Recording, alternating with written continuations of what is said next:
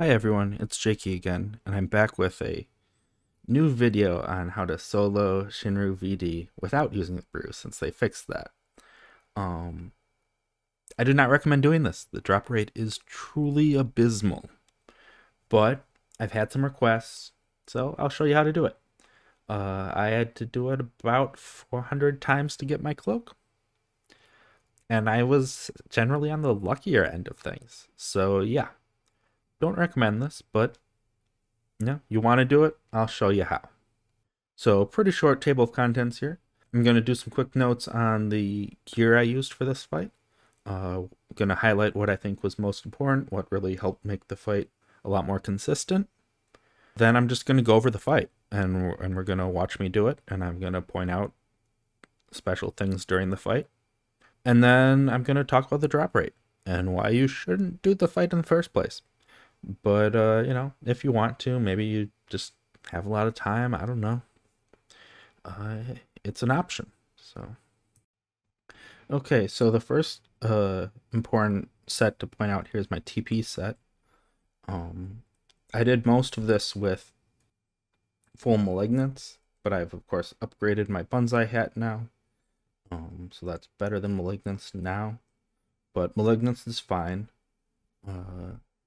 We're going with the SU5 Path C and the Bonsai Rod because we're going to be primarily doing Sanguine and Red Lotus Blade, and so this does a good balance of boosting both, especially since I tend to save TP a bit during this fight, so the TP bonus doesn't make quite as much sense.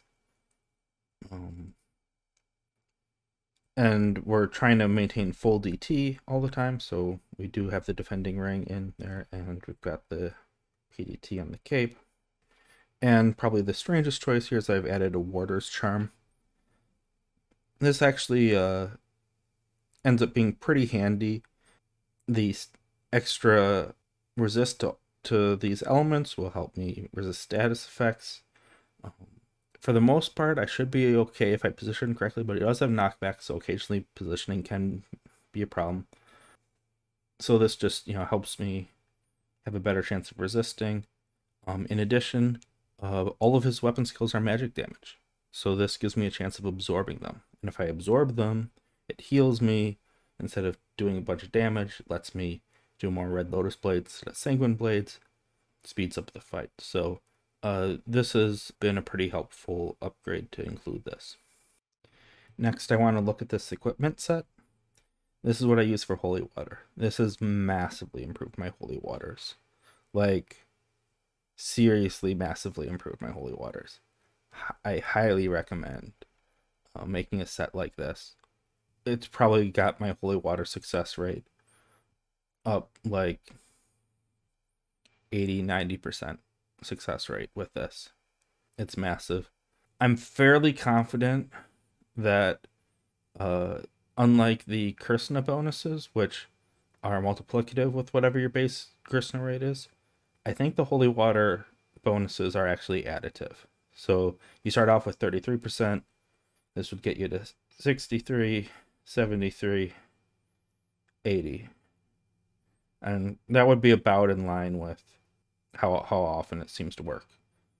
And 80% success rate with holy water is amazing. So yeah, highly recommend making a holy water set.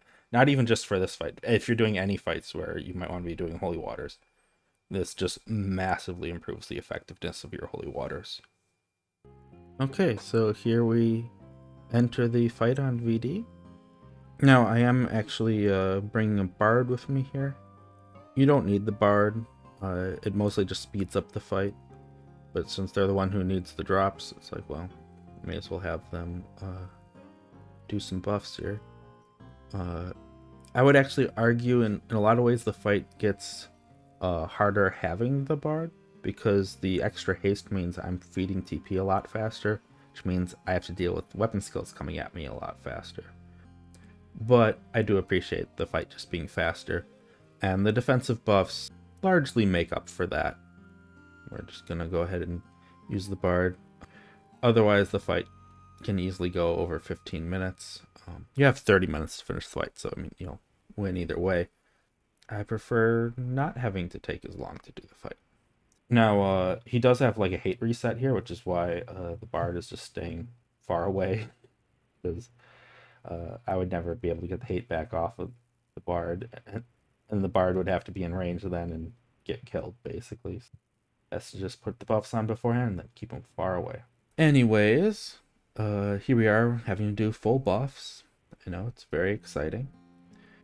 And just remember, you want the drop you want. You might have to do this 400 times. We're going with Bar Blizzard and Bar Paralyze because if you position correctly, Paralyze and Doom should be the only two major status elements. There's also all stats down. You can panacea that if you want. I will not be here, but that is an option for you. Obviously, it takes a little bit of gil, but I mean, it's not that expensive. You certainly can do that if you want. But, I mean, I was fine either way. Even before I had master levels when I was doing it before, I didn't really bother with that. As far as useful bard buffs here, obviously Honor March, we're doing an Etude, Dark Carol, and a Scherzo. I don't know that the Scherzo really does much in this fight, but why not? The Dark Carol definitely does help, though.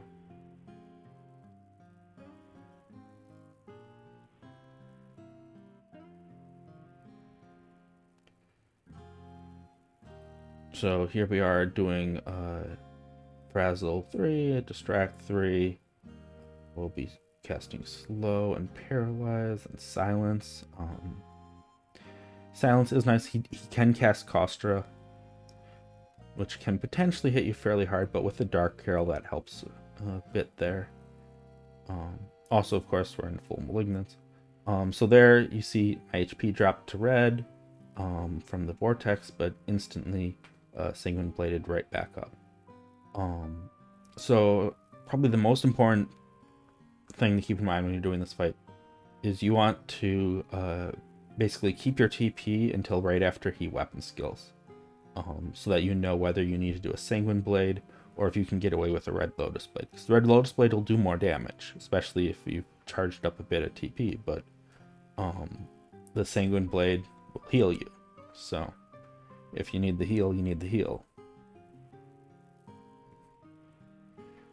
Now, of course, I do have a DT cure set. I could focus more on curing myself that way, but Paralyze can stop that, can potentially get interrupted.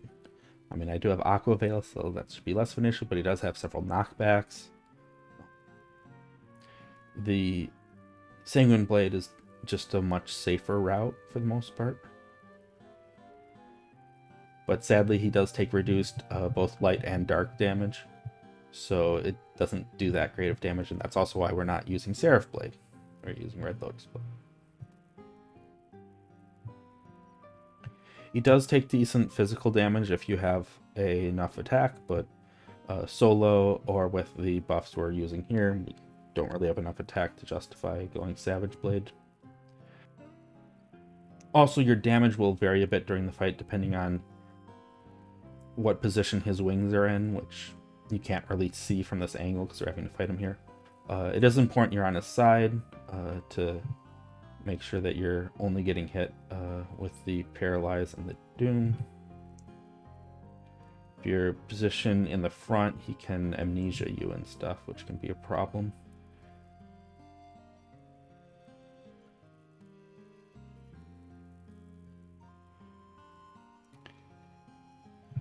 The end spells I choose based on the day of the week, so that's why I'm using Thunder right now, so it's Thunder's Day. So here he's using Mighty Guard. Thing to know about Mighty Guard, you want to dispel it right away. It will only remove the regain from the Mighty Guard, but you don't want him having regain, so go ahead and dispel that. You'll note a lot of my physical damage goes to 0 after a Mighty Guard, and so you'll be gaining less TP. He will be gaining less TP as well, thankfully, but that means you need to be a little bit more careful right after a Mighty Guard in terms of, okay, I'm going to hold on to my TP extra in case I need to do a Sanguine Blade, because I might not be able to again for a little bit.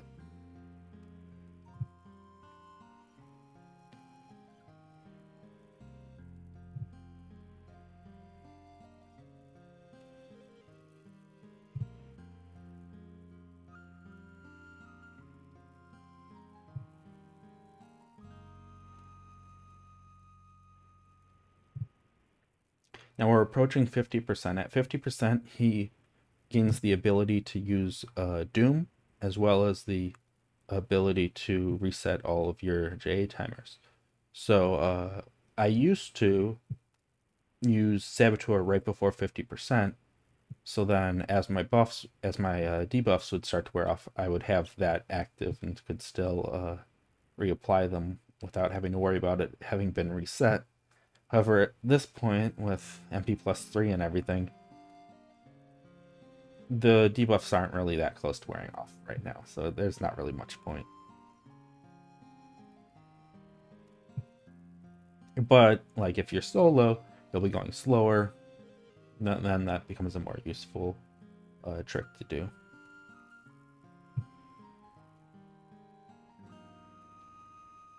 Now, I actually prefer the second half of the fight, because below 50% he has 2 more weapon skills that are not Mighty Guard. And Mighty Guard is what slows the fight down. So given that, you want him using anything but Mighty Guard, basically, that'll speed the fight up.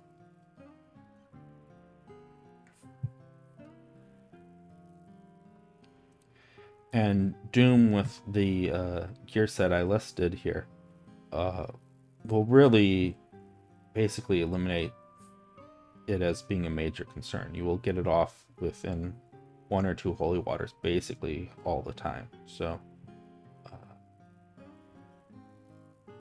Doom can actually speed up the fight significantly, because it does almost no damage, and it just makes you pop a holy water or 2 and you can just keep going and don't have to even go and do a Sanguine Blade. You can just keep doing Red Lotus. So it's definitely nice.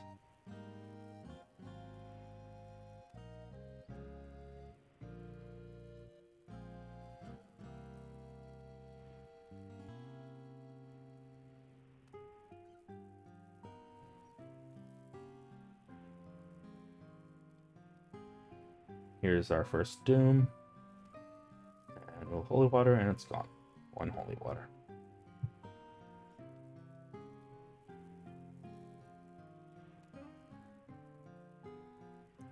Here's another Doom.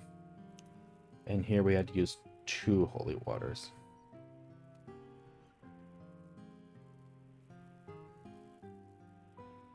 I do love the camera angles of this fight. You can't see anything. And of course, because of Orpheus Sash, I do want to be as close in as possible. Use Paralyze.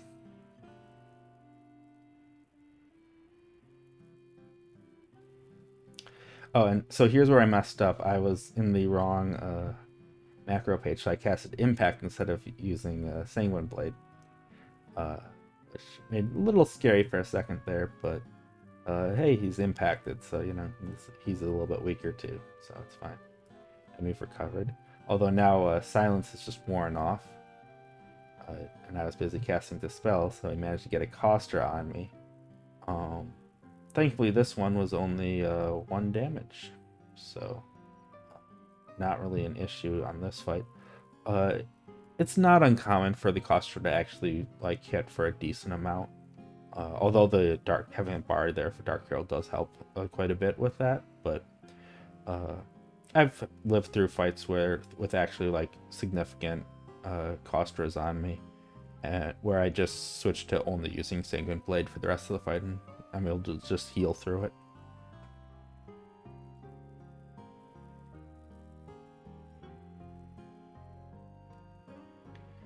And there we see the standard drops.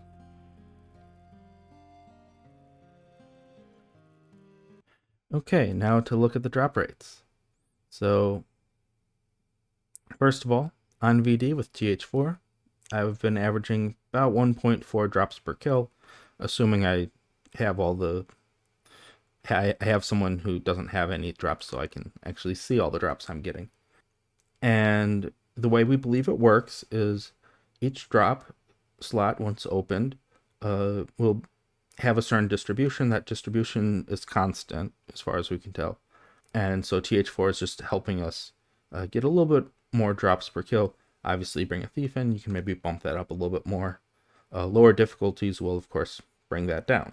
So then, what's the distribution? Well, we got 33% for the earring, 33% for the ring, 33% for the ammo.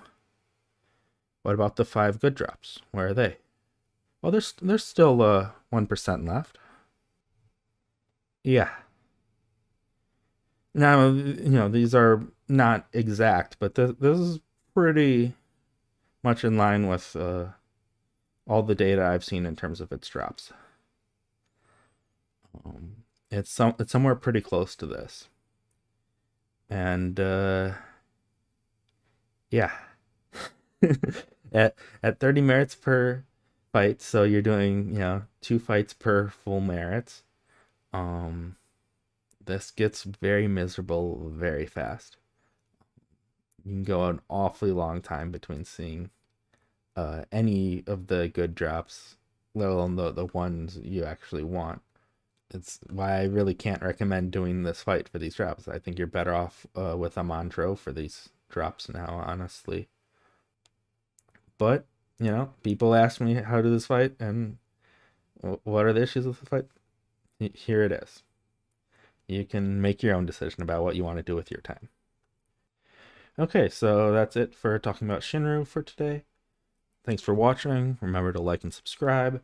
I guess I have a few channel updates. One, there is a correction for my nuke wall video I did recently. A number of people pointed out that no, the nuke wall actually does transfer across elements. And so I finally sat down and tested that again, because I did test it the first time. And now I'm seeing that, yes, it is crossing all the elements. The only explanation I can think of for that, for how I could have messed up the test before, is I did find a few occurrences when having simultaneous nukes, which is what I was doing at first when that test would have been, because it was one of the first things I tested. When I nuke it simultaneously, there's a small chance, if the timing is perfect, that both nukes can avoid the nuke wall. Like if they land at exactly the same time, sometimes neither one gets walled. And so perhaps that happened. Seems unlikely to have happened, at least because I have recordings of at least 2. So it seems unlikely, but yeah, maybe I got unlucky. That's my only explanation there. I did check, but didn't check enough. Anyways, so note that correction. I've gotten a number of requests for more tier lists. Always fun to see the arguments that come out of those. I do want to do more. I have several ideas for some more, but I'm kind of waiting on the prime weapons to come out, because I feel like that's going to change a lot. Square Enix, it seems like it's kind of dragging those out. Like they keep saying, oh yeah, those are coming, and then so we're not getting anything. So I don't know. We'll see. Maybe I'll do some, but with the knowledge that I'll just have to redo them again sometime soon, maybe. Anyways, I think that's it for channel updates. Let me know if you like this video, if you want more high tier mission battlefield strategies. I can solo basically all of them, so if that's something you want, let me know. Although Odin gets kind of tricky. I don't know if I can actually I can properly solo Odin, but it's a pain now because Master Levels actually made that one harder in some ways, because now I have to do it on VD. But yeah, let me know if that's something you'd be interested in. Has some videos to kind of hold us over while we're waiting on the prime weapons.